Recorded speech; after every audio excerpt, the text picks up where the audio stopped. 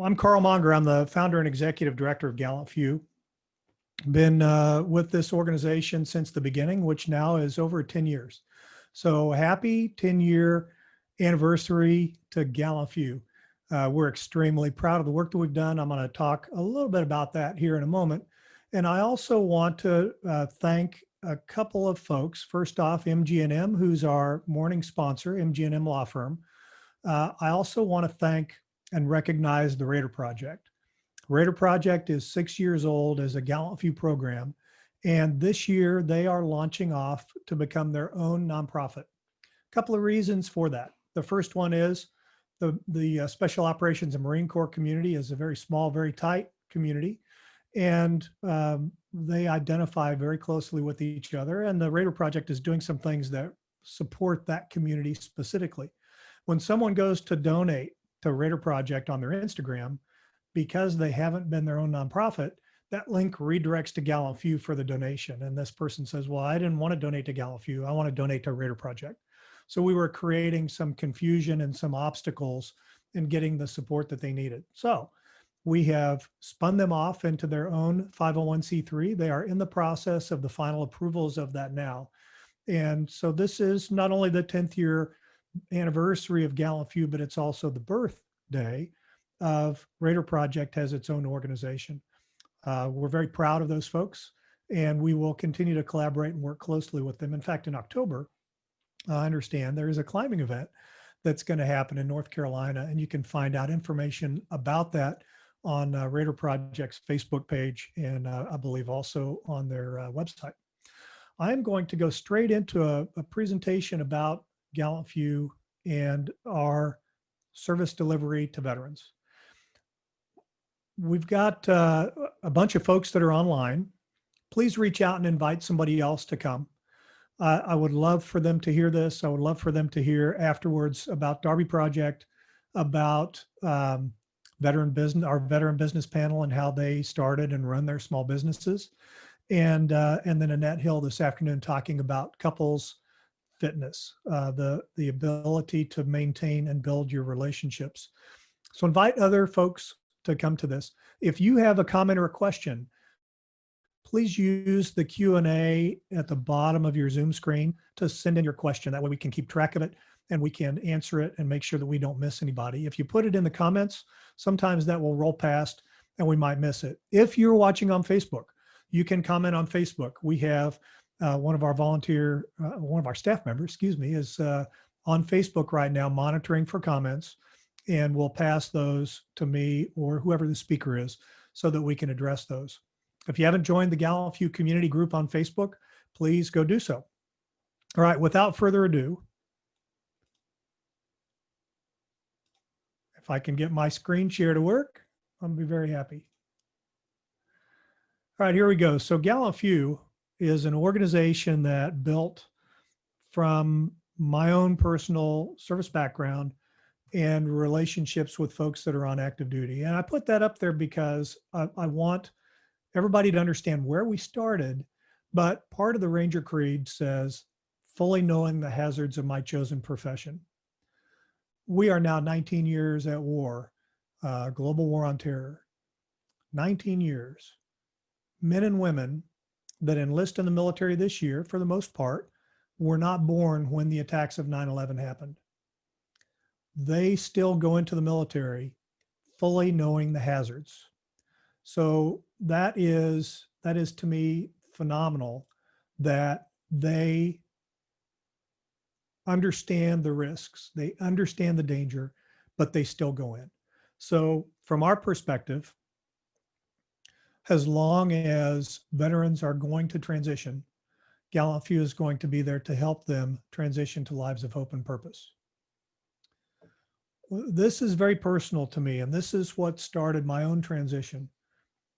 In October 29th of 1992, an Air Force Special Operations Black Hawk crashed in the Great Salt Lake doing a rehearsal for what we were told was a live mission overseas. And it killed these 12 warriors. And I knew all of them. I was very close with several of them. The top center guy, Ken Stouse, was my boss for several years at the 1st Ranger Battalion. Phenomenal guy, his death and that of Colonel Keneally and the other leaders there took out a level of leadership that may have made a difference after 9/11. Who knows? They were in the Petraeus timeframe. So our leadership could have been different. The wars could have gone different. Who knows? But what I know is that my life changed. And based on that event and my own personal transition, I had to make some decisions. And one of those was I'm going to move home to Kansas and I'm going to try and be a dad for my kids. And I'm going to get to know them because I was gone so much when I was in the Army. So immediately I started running into roadblocks and hurdles as I transitioned. I could not get corporations to understand the value that the former assistant operations officer of a Ranger battalion could bring to them because I didn't have a specific degree or I didn't have a number of years in sales or whatever it was they were looking for. So it was a very frustrating experience. Through that process though, I was picked up and I was helped and mentored through my transition by another veteran. So here's the glide slope that I started on. Mine was interrupted. You're in the military, in the top left there, hey, that dude is talking on his cell phone while he's popping a wheelie on his motorcycle. That when you're on active duty and you're operating on all cylinders, that's what your team does. You can do the amazing, the impossible, the very difficult, and you can do it very well and you can do it safely. Then what happens? Then you leave the military. And for a lot of folks that leave the military, they don't leave with a totally positive transition. When men and women go into the military today, I am convinced they don't just do it so they can get a college degree after they get out. They do it because they want to serve. They love their country. They want to serve. Something happens while they're in. As in my case, friends die. Priorities change. You get hurt. You get wounded. You have a toxic boss. Something in your home life changes. A relative may pass away, but there's a negative thing that happens where you have to say, no, I'm not going to be a soldier, sailor, airman, Marine anymore. And so as you go through that process, and I guess now I should throw spaceman in there, right? As you go through that process of separating, you have the risk of lower self-esteem. You may be embarrassed about the circumstances. You leave wherever you are to go to where you're going to live, and it's a totally different environment. It's hard to find a job sometimes. You may go to school and use your GI Bill just so you have money to eat and live, but you don't further your education because you really don't know what you want to do. So what happens there? Well, that creates employment issues, that creates money issues. A lot of us, and I throw myself into the us there, self-medicated with alcohol. And some of us allowed that to destroy relationships. It certainly contributes to issues with employment and with money. And as you go into this process of my self-confidence is bad, I feel shame because I can't deal with my own stuff right now, but it looks like everybody else is doing great, so I can't reach out and ask for help because that would be even more embarrassing and mortifying. You go to the VA, and the VA is getting better. The VA is getting better. The Reno VA being a part of VetXpo is an indicator that they are moving in the right direction. But my own personal experience in multiple VAs around the country is it is not a happy place to go to when you're a veteran. You are not treated in most cases like you're a valued, respected person who served your country. You are often treated like you're a pain in their rear and they wish that you would just go away or just go sit over there and be quiet. And I think that when you have a veteran that is rated 100% disabled and with the rider on top that they're unemployable, now the VA in our country basically says, here's enough money to live on, go away, shut up, sit down, be quiet. We don't want you, we don't need you, you're not important, you can't contribute anymore. And when you want to talk about a blow to your self-confidence, how can you get any worse than that? So now what happens? Your significant other is like, I am done with this. You're drinking too much, you can't get a job, you're grumpy all the time, I'm done. He or she leaves, and that veteran now is probably thinking about ending their own life because the one person they thought had their back doesn't. So now you're isolated. And this whole process has moved you into a greater period of isolation.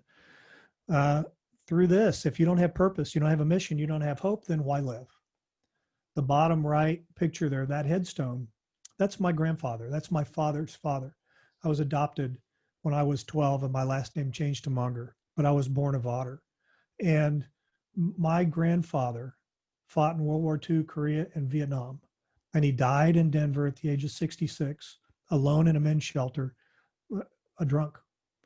And post-traumatic stress, traumatic brain injury, as I learned more about his military service and was able through a friend to get copies of his records from the past, I know that he dealt with some things and our system failed him. When that happens, that death, that his inability to be a good father to my father led to my father making some decisions that tore my family apart. And those actions become this funnel in time that goes forward. It doesn't just impact that Sergeant First Class Phil Vaughter that ended his own life there with alcohol.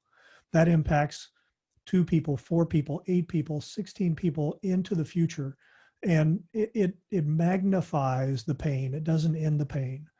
And we can interrupt that process.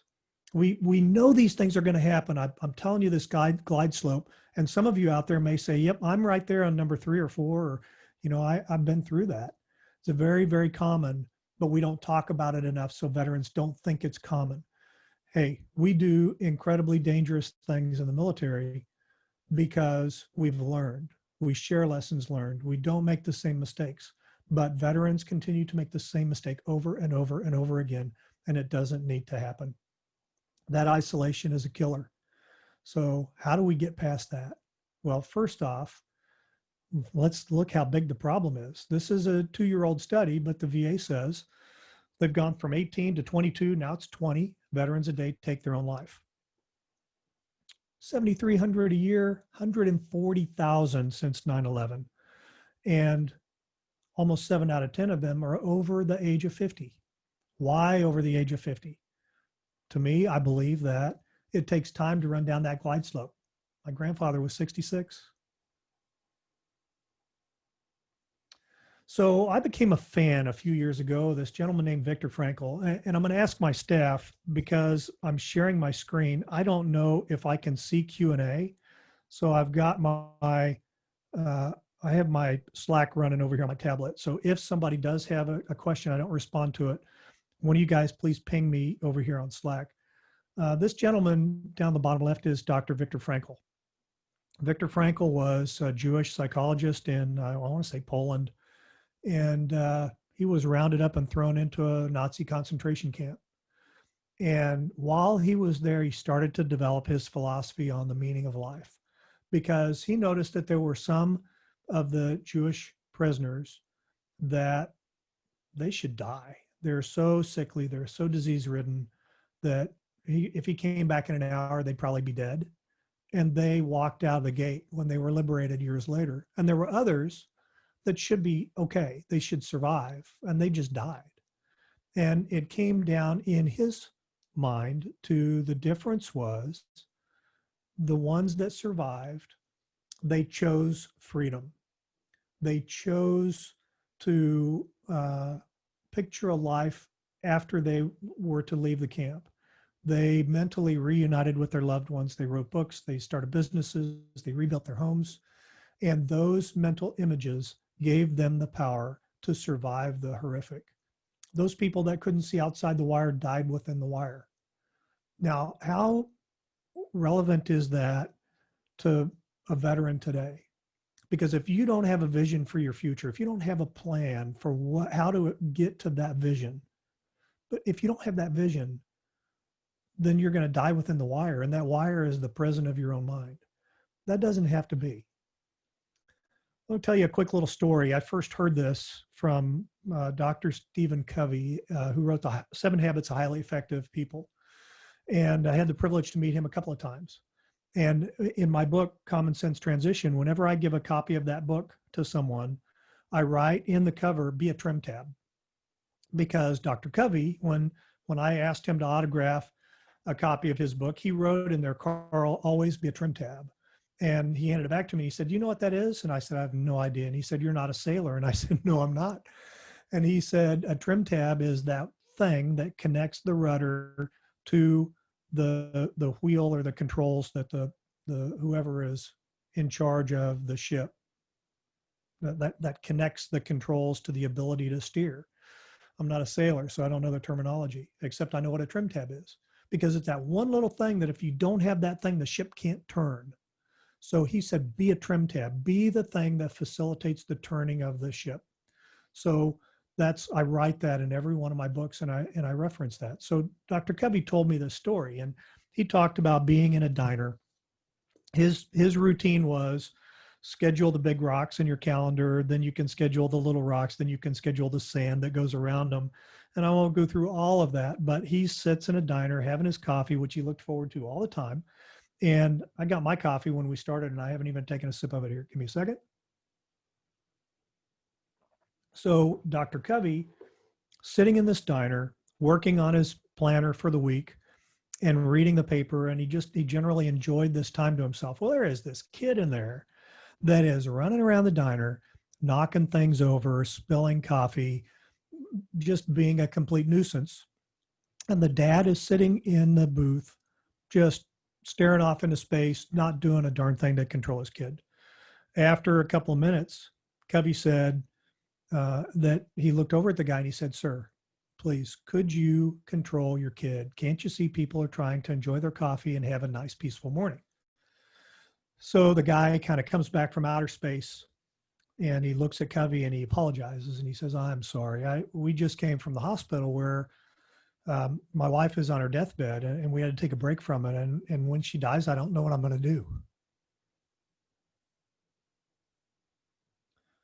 Now, I don't know what runs through your mind when you hear that, but to me, before I knew what the dad was going through, I wanted to take the kid, duck time, hang him up on a door somewhere, gag him, tell him shut up, and tell the dad what a horrible person he was. But one thing, one piece of information flipped the switch in my head or in my heart that said, what can I do to help? So how do you learn to control that switch? That's huge. But we all have that switch. So another example I want to use, it talks about perceptions, right? The perception of that kid, whether he was truly a horrible kid or whether there was some devastation going on in his life, is a perception in your head. How many men and women go shoe shopping together? Well, the woman may, and I know I'm stereotyping and I'm overgeneralizing, but the woman may think, "Man, makes my day. This is the greatest event. I'm having so much fun." And the guy is like, "Please, somebody shoot me in the head now." It's the exact same store, the same merchandise, the same clerks, the same day. One person loves it, the other person hates it. Why is that? It's because of the perception that goes on inside that person's head. It's all external. The concentration camp, the ability to choose your happiness is all external. The ability to look at the situation in the diner and be happy or angry, that's all external. It's things that you can choose. But how do you develop the ability to choose? Well, part of that lies in the questions that you ask yourself. I am a master certified functional emotional fitness coach through the Burris Institute. And functional emotional fitness is something that we use all the time in our work with veterans. And it focuses on, number one, where are you going? Because if you don't know where you're going, it doesn't matter.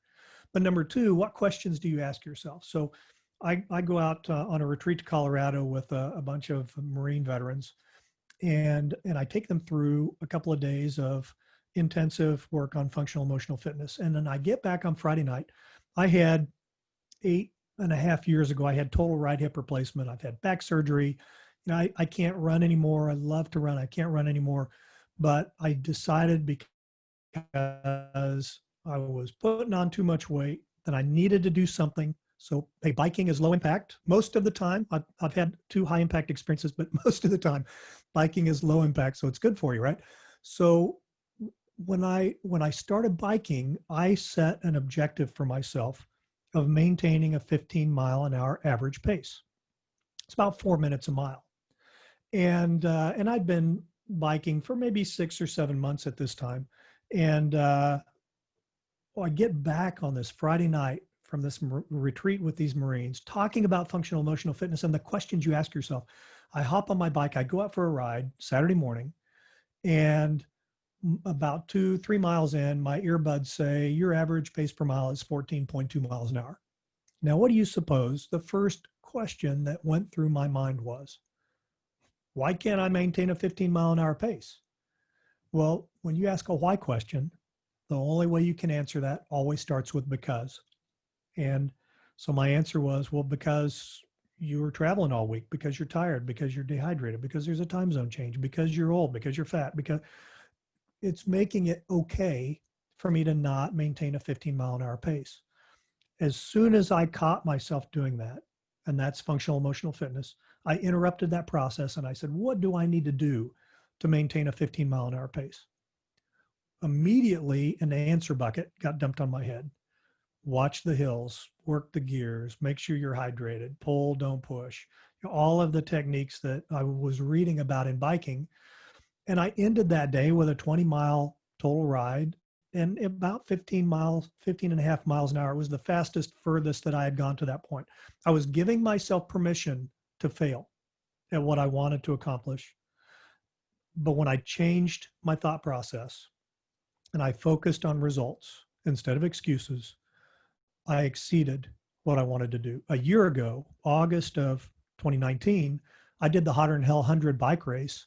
And I did the 100 miles at an average 17 miles an hour pace. So it's all forward thinking. How can I get there? What do I need to do? What are my objectives?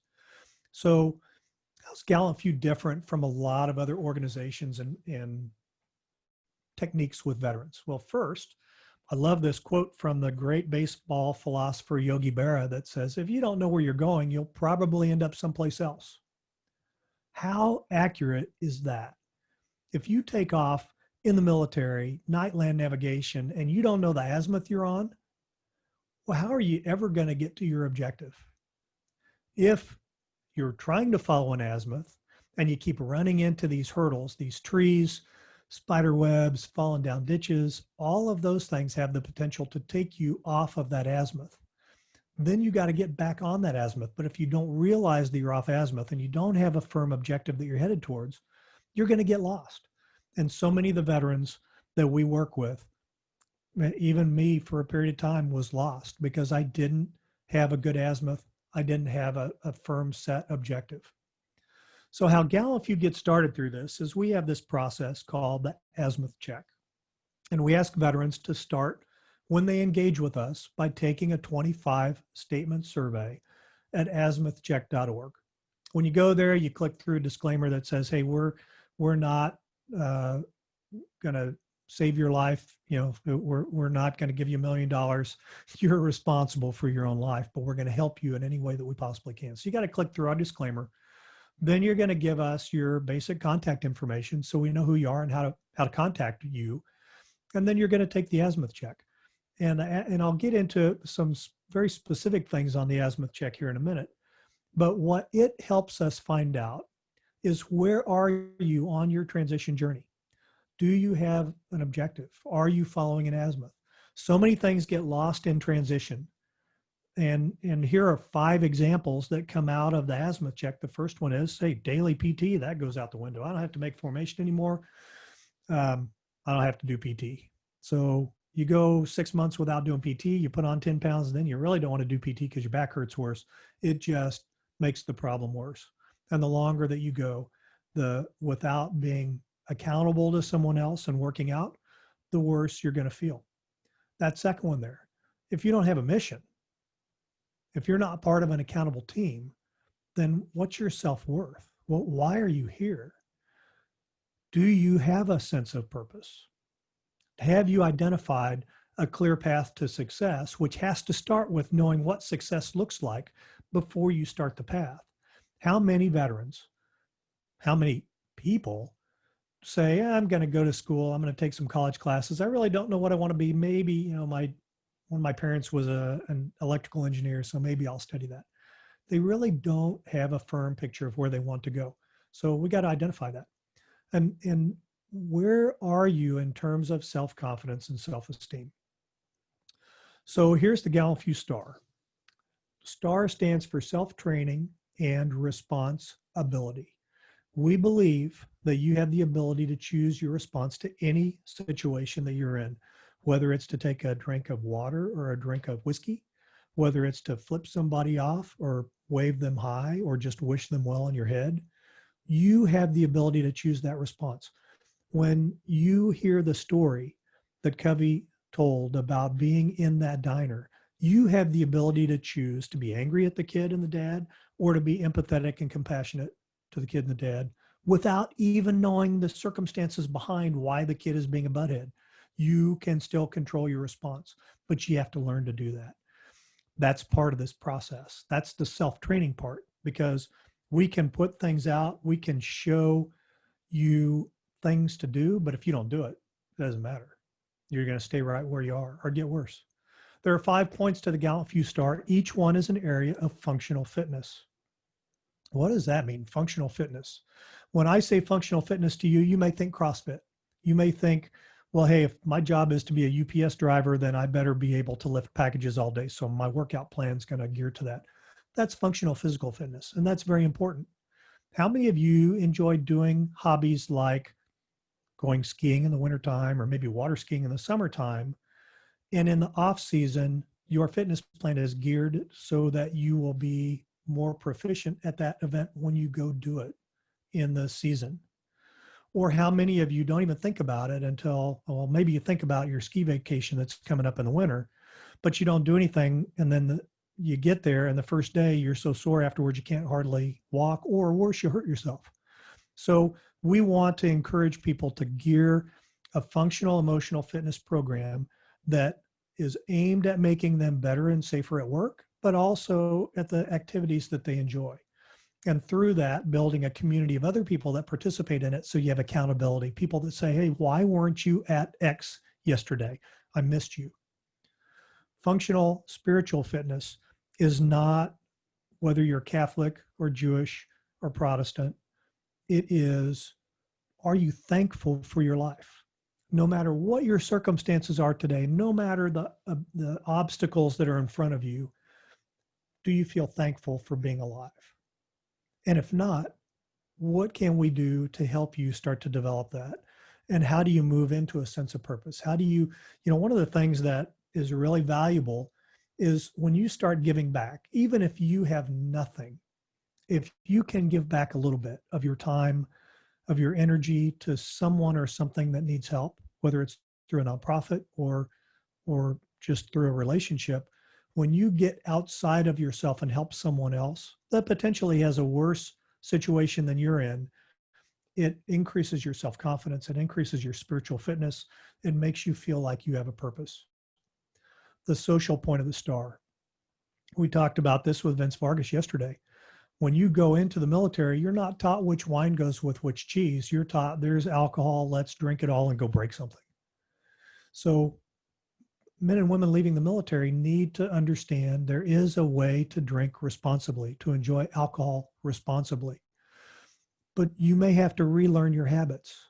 One of the statements on the azimuth check asks to rate on a scale of 1 to 10, with 1 being not at all, 10 being a whole bunch. The only place I ever go for fun are bars. So if you are an 8 or a 9, if pretty much that's your default, then we encourage you to look at other ways that you can have social relationships, that you can do things that don't revolve around alcohol. Because alcohol, as Vince talked yesterday, is an absolute destroyer of too many of our community. The next point of the STAR there, professional, functional professional fitness. Do you understand where you want to go professionally, career-wise, education-wise? Do you follow a budget? when do you pay your bills? Do you invest some of your money? Tony Main, who's our Derby Project and Patriot Challenge director, he likes to say, have you ever noticed that the people that have money either are financial planners or they have a financial planner?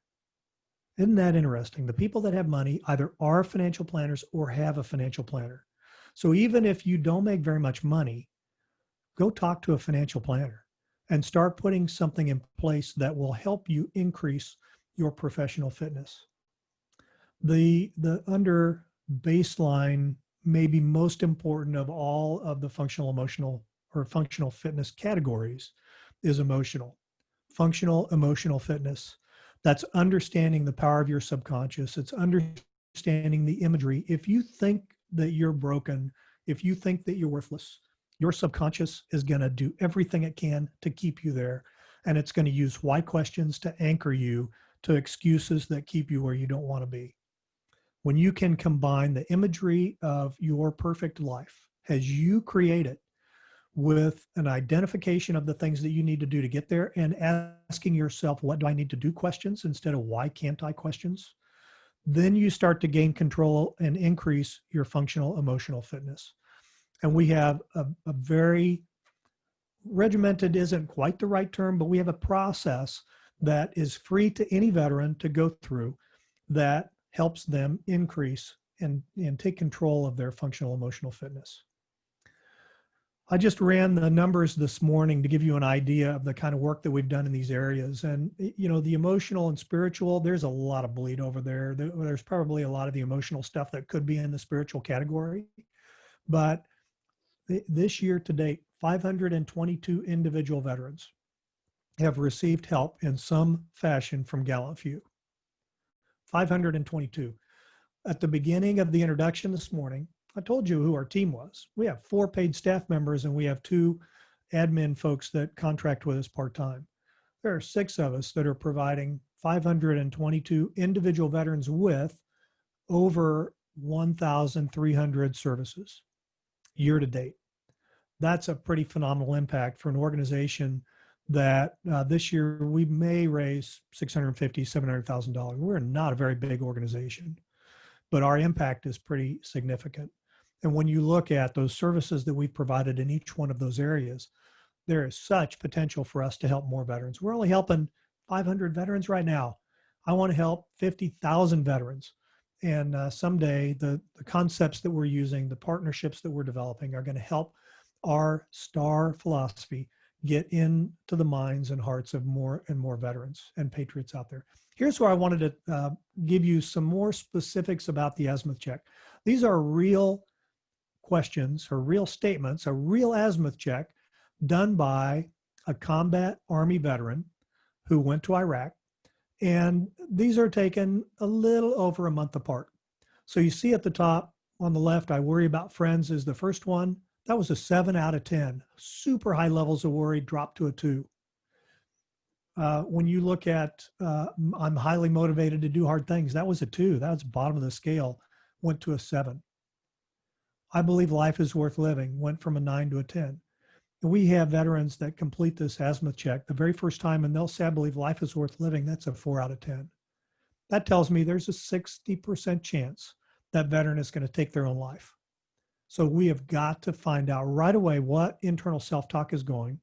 Why do they feel like they're worthless? And how can we help them start to make a change? How can we take that 4 to a 5, to a 6, to a 7, to a 9? And the process that we follow does that. I'm not going to go into much detail about the absolute musts, but those are love, health, wealth, and self-image. Those are the areas that we focus on when we want to help a veteran improve and put things in place that moves them towards their perfect life. I'm going to give you an example of how functional emotional fitness worked for me personally, because when I first got exposed to this, I want to say it was probably 2015, 2016, there was an Army veteran named Bo who has been doing this coaching for a while. And he reached out to me, and he's a Ranger Tab guy, was an instructor at Fort Benning for a while in the infantry school. And he said, hey, I use this Burris, at that time it was called Burris Emotional Wellness, to help veterans get out of their own way. And I think you could use it with other veterans. So I said, well, let me try it out. So he took me through the training. And as I'm going through it, some of the doing the questions and the imagery, to me, it wasn't resonating. I was having trouble wrapping my mind around it. But I had made a commitment to try, because you don't know if something's going to work unless you actually give it a good try. So I decided to give it a try. So uh, the example that I decided to use, the coaching encourages you to find a habit or a behavior that you want to change. So I had two things that I needed to change. One was my doctor told me my cholesterol was too high, and if I didn't do something about it, he was going to put me on statin medication, which I don't want to do. And the second one was I needed to control my anger, because when I get behind the wheel of the car at this time, 5 years ago, I could be a butthead. If somebody, as soon as I got on the road, somebody was going to cut me off. They're going to drive too fast, drive too slow, not use their turn signals. And I felt like I needed to be the policeman of them and let them know that I disapproved of their driving habits. And it would stress me out. And if I was driving across Dallas to a meeting, by the time I got to the meeting, I would be so full of tension and anger that it would be hard to unwrap my fingers from the steering wheel. I certainly was not prepared to walk into a meeting to ask someone to support GallantFew. So I recognized that was a behavior that was dangerous, that was causing me damage, and it wasn't the way that I wanted to live my life. But it seemed to me like it was the other people that were causing the issue, not me. They were the ones driving like idiots, not me. It was just really irritating to me that they did it. So that's the scenario. So in that process of what do I need to do to be a better driver, or what do I need to do to control my anger when I drive? Well, we go through this process of identifying the benefits of things that would happen if you were a better or a less angry driver. Well, the first one was, hey, I would be calmer, so my blood pressure would be better. The second one was I would be a safer driver. No one would shoot me if they got road rage. The third one was I would be better prepared when I got to my meeting location to represent the organization and to have a better experience at the meeting. So then you roll into the questions. And the questions, you take that, what do I need to do to be a safer driver? What do I need to do to be calmer? What do I need to do? And as I'm running through these questions and I'm trying to picture myself being a safer driver, the what do I need to do was, well, you need to drive like you would if your grandmother was in the car with you. Those are my grandparents they both were the same age, although like 3 or 4 months apart, but I don't remember which one, but one of them was turning 90 there. They both lived to be 93. They were married for 72 years. Wonderful people and examples for me. These were my mother's parents. And so if my grandmother was in the car with me, she had passed away about 15 years earlier, would I flip somebody off? Would I cut them off? Would I tailgate someone? No, there's no way I would do that, because my grandmother was the little old church lady, and she would either beat me to death or she would have a heart attack. One way or the other, somebody was going to die in the car. So I would not behave that way if she was in the car. So how can I create a mental imagery to make myself drive like she's in the car? This is all running through my head like in a 5-second, just immediate flash. And it said, well, close your eyes, imagine her sitting next to you in the car, and say, hi, Grandma. So I thought, okay, I can try that. So the imagery part of the functional emotional fitness coaching says, go identify the behavior you don't want. So doing it in a way that you're separated from your body. So I'm seeing this little character in a car driving down the highway that is being angry. And I hit the rewind button and I back that character all the way up until I identify, where did the person get angry? Well, it wasn't when somebody cut me off. It was when I started my car, because I knew somebody was going to cut me off. So that's the point where I started getting the angry attitude. So right then and there, start the car, close my eyes, envision my grandmother in the car. I said, hi, Grandma. And I drove out and I merged on the highway. Somebody cut me off and I backed up and I let him in. And I was like, wait, what did I just do here? And after 2 weeks of doing the high grandma drill, when I started my car, I didn't have to do it anymore because I had changed my behavior. My wife is like, who are you and who's driving the car now? Because that's not the way you drive. Anytime now I start to get angry or upset at something, I can say, hi, grandma, and it calms me right back down. I changed my ability to choose a response. I created the ability to choose my response, to control my anger in that situation. Super simple, super powerful, super easy. Outcomes that we get from the functional emotional fitness. Somebody is asking, can we offer this as a resource for those who could use a desk side reference on their computer?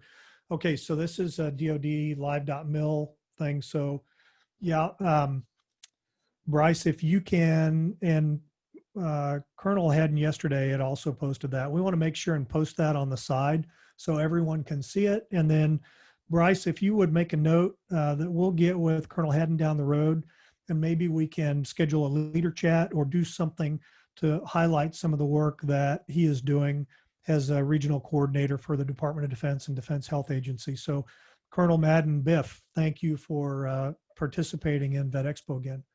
So here are outcomes. The outcomes that we get from functional emotional fitness coaching. And I took this snapshot of about 20 veterans that I didn't take out the good ones and the bad ones. I took all, I just said last 20. What do we got? 33% reduction in worry, 42% reduction in self-blame, almost 30% reduction in feelings of anger.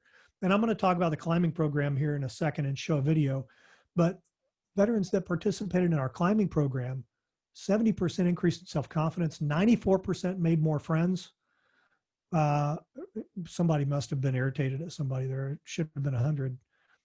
94% improved their physical fitness, but 72% experienced improvements in other areas of their life because they were participating in a climbing program that provided camaraderie, that provided fun, that provided accountability. So I'm going to stop share for a second on this. And I'm going to flip over, actually. I don't want to mess this up. So let me kind of take control of this for a second, because I'm going to stop going through that PowerPoint and I'm going to show a video of our climbing program, because this is an extremely important, this was done by our Radar Project team. This is an extremely important program that GallantFew does around the country in several different locations. And I want you to kind of get a sense of why we do this. So I got the video going now. Let me go back and share that screen. Make sure I get sound on. All right, here we go.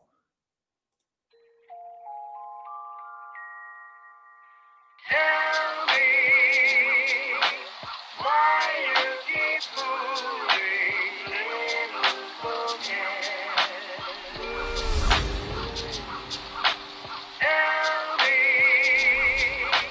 why you keep fooling little forget.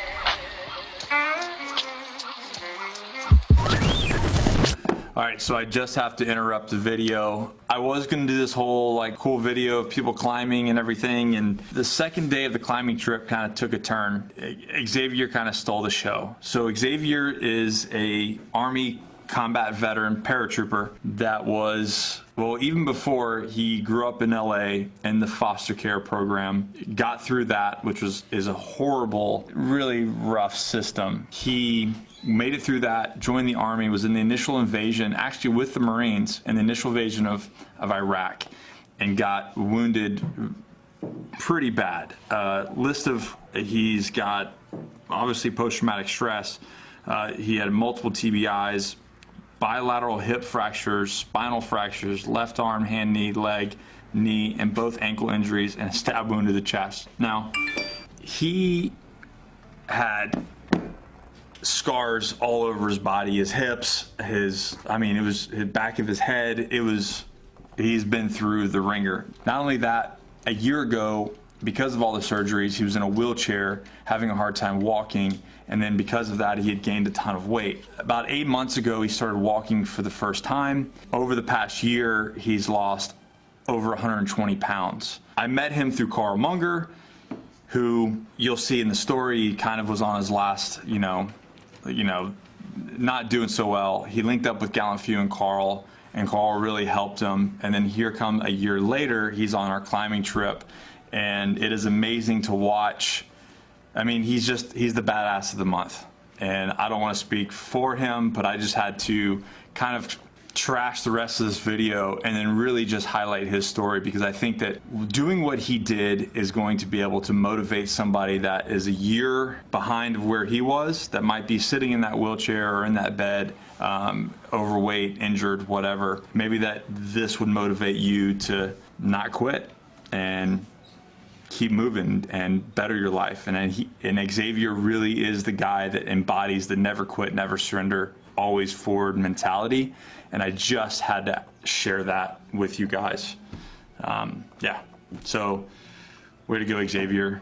You're the badass of the month. I appreciate you guys so much for I felt very at home, you guys are family, and that's cool. I really appreciate that, because I don't have a lot of friends, I just don't hang out with people, but coming out here, you're so hard to get along with. So, I just think you guys are really cool as shit, man. You guys are high speed, and it's really, I really appreciate being invited out here, and you guys are awesome. You guys have been really helpful, and it makes me push harder, and it makes me look within myself and see the things that I can change to be better, and also helps me feel like I can be vulnerable and be safe at the same time, and know that I'm taken care of, so it opens up new pathways in my brain that I can't have open, when I'm in a civilian environment or at home, even in my own house. And I struggled a lot. Karl, I'll just real quick, when I met Karl, I was done. I was gonna call it a day, and we were on the phone, and he was like, is that really what you want to do? No one can stop you, but you're making a decision in a vacuum, and let me get you some help, some resources around you. And just since then, it's like things have started getting better, and just like climbing that wall, I am able to do things that I never thought I was going to be able to do before. And you guys have helped me with being vulnerable, because usually when I'm around guys, anyway, so you guys are just squared away, and I really, really appreciate it for this experience this weekend, because I was in a bad place before I came out here. I was making bad decisions, thinking about the past, thinking about yesterday, and I just really appreciate you guys just being genuine and real, and making me feel safe, because that's hard to do when you're, and got all of that stuff keeping me out of my head, you guys know what I'm saying. So I just wanted to say thank you very much, and I hope that we all stay in contact, and anytime you guys are in California or LA or whatever, you guys need a place to crash, gonna be moving here pretty soon, so. To a better neighborhood? Better neighborhood. Okay. I might consider it. Move to a better neighborhood, and Could I come visit your current neighborhood? How does that work? Yeah, you gotta fill out a pass. Yeah. So anyway, I just really appreciate it, and my daughters, I have 5 daughters and a son, and that they'll appreciate it, because when I'm better, then I can be more vulnerable and open to them. The main thing is to feel vulnerable and feel safe at the same time is hard. And you guys, you didn't make me feel like I didn't belong or like I was an outsider or whatever. And you guys kind of know each other. So I just want to say that it was seamless and I really appreciate it. That's it. Yeah. Fucking A, man. Fuck yeah. Cool. Fuck yeah. Fuck yeah. Now go beat your boots.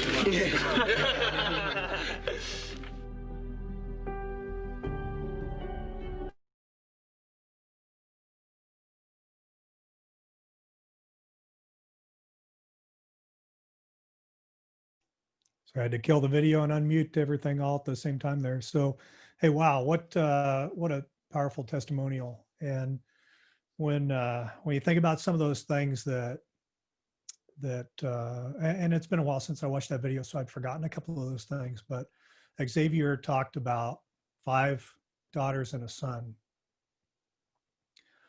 His post-traumatic stress, his situation doesn't just affect him, it affects those 6 and their kids and even their kids' kids. Interrupting that process now with Xavier is that funnel that goes forward in time that I talked about earlier, that we're not just helping one, we may be helping 20 people into the future, and you don't even know the impact of that.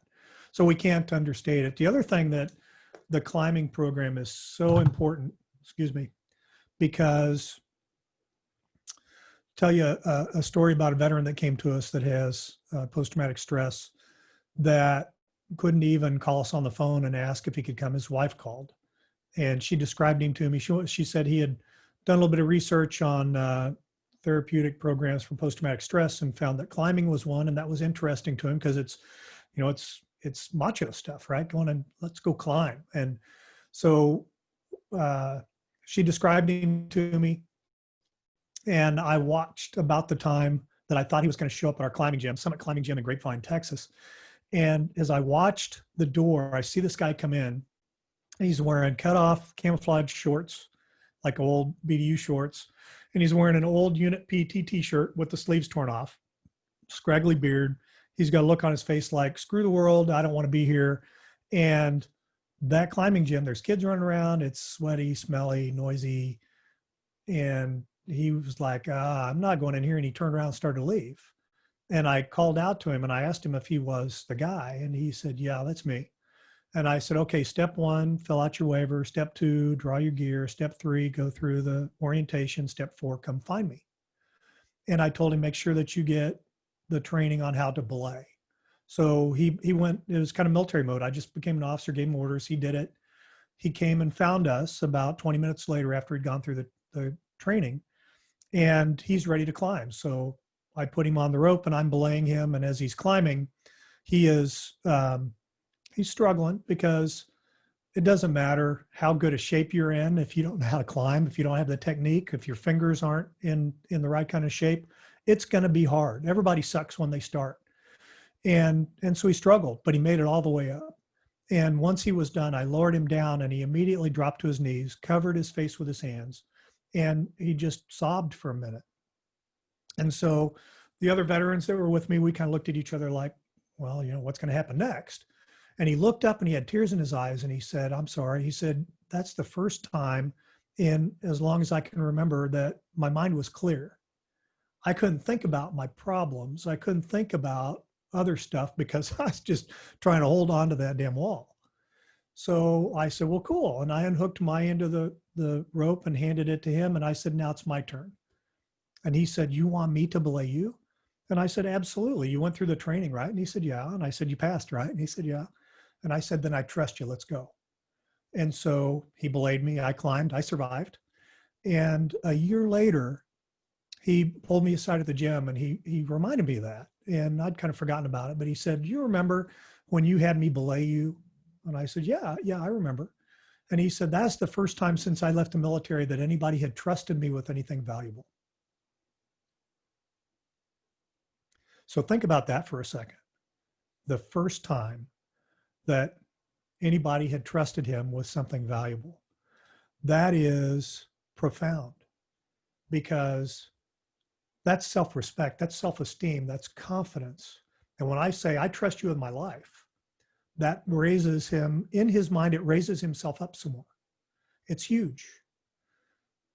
The program is extremely valuable. We have programs in here in the Dallas area at Summit Grapevine, Fayetteville, North Carolina, Richmond, Virginia, and I want to thank Summit Gym and Grapevine and Triangle Rock Club in North Carolina for their support of the program. Periodically, we do things like we featured in the video, where we go out and take some veterans out for a long weekend. We prefer that they come climb with us first in the gym, because you don't want to learn when you hit the rock wall outside. You want experience. So we want to make sure that you understand how the gear works and all that stuff, but it's not a disqualifier.